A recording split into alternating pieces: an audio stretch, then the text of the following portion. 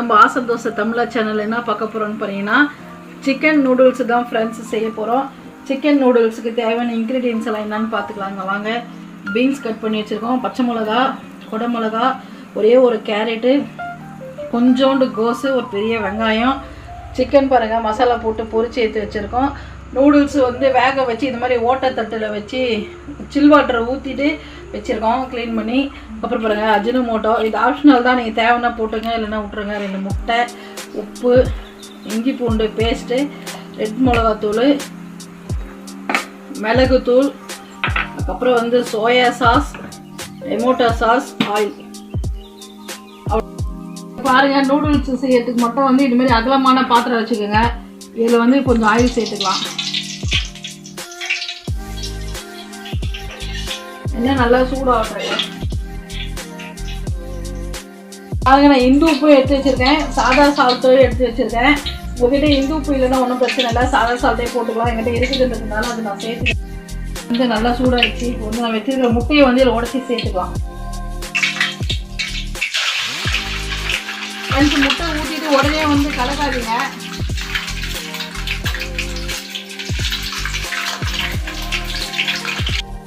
முட்டையை கலக்கலாம். முட்டை வந்து பச்சை வாசனை போகிறதுக்கு ஒரு 75% வரைக்கும் இருக்கட்டும் ஃப்ரெண்ட்ஸ். இது முட்டை நான் சொன்ன மாதிரி பாருங்கள் ஒரு 75% வந்துருக்கு. இப்போ வந்து நம்ம இஞ்சி பூண்டு சேர்த்துக்கலாம். இந்த ஸ்பூனில் வந்து நான் 2 ஸ்பூன் சேர்க்குறேன் இஞ்சி பூண்டு.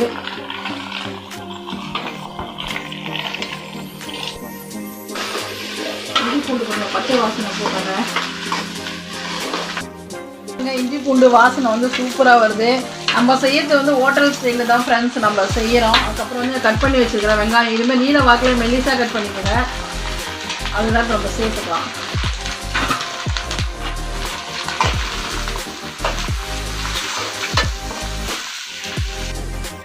இப்போ நம்ம கோஸ் போட்டுக்கலாம். கோஸ் வந்து கொஞ்சம் நல்லா வந்து வதங்கட்டும். கேரட்லாம் வந்து சட்டுன்னு வதங்கிடும். இது கூடவே வந்து நம்ம பீன்ஸும் சேர்த்துக்கலாம். இது 2 தான் கொஞ்சம் டைம் எடுக்கும் வதங்கிறதுக்கு.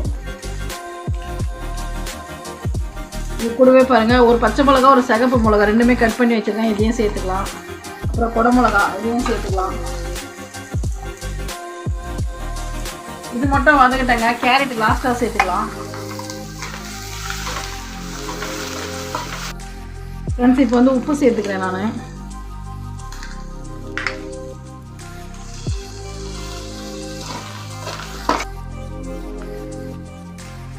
மிளகுத்தூள் ஒரு 1/2 ஸ்பூன் சேர்த்துக்கலாம். அவங்கவுங்க காரத்துக்கு ஏற்ற மாதிரி சேர்த்துக்கோங்க.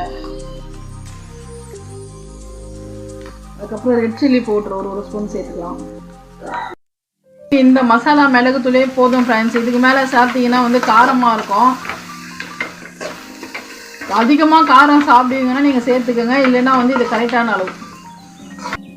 இது இந்து உப்பு போட்டிருக்கேன், நீங்கள் தேவைப்பட்டால் பார்த்துட்டு சேர்த்துக்கோங்க. சாதா உப்பு கூட. அஜினோமோட்டோ வந்து இதில் கொஞ்சோண்டு சேர்த்துக்கிறேன் நான். இங்கே பாருங்கள், இது நீங்கள் வேணும்னா சேர்த்துக்கோங்க, வேணான்னா ஸ்கிப் பண்ணிக்கோங்க. பொரிச்சு வச்சுருக்க சிக்கனை சேர்த்துக்கலாம். இப்போ ஃபைனல் ஸ்டேஜில் வந்து நம்ம வச்சுருக்க கேரட்டும் சேர்த்துப்போம்.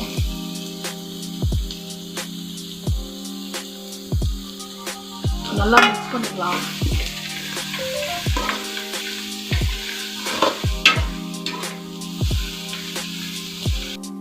குழிக்கரண்டியில் வந்து 1 ஸ்பூனும் சோயா சாஸ் சேர்த்துக்கலாம்.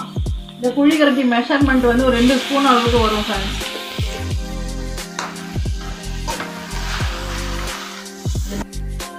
சேர்த்துக்கலாம் 1 ஸ்பூன். நல்லா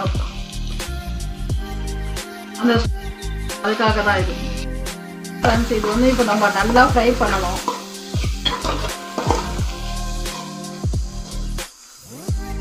இதுதான் ஃப்ரெண்ட்ஸ் கேரட் வந்து லாஸ்ட்டாக போடணும். ஸோ முதலே போட்டிருந்தா அந்த கலர் வந்து தெரிஞ்சிருக்காது.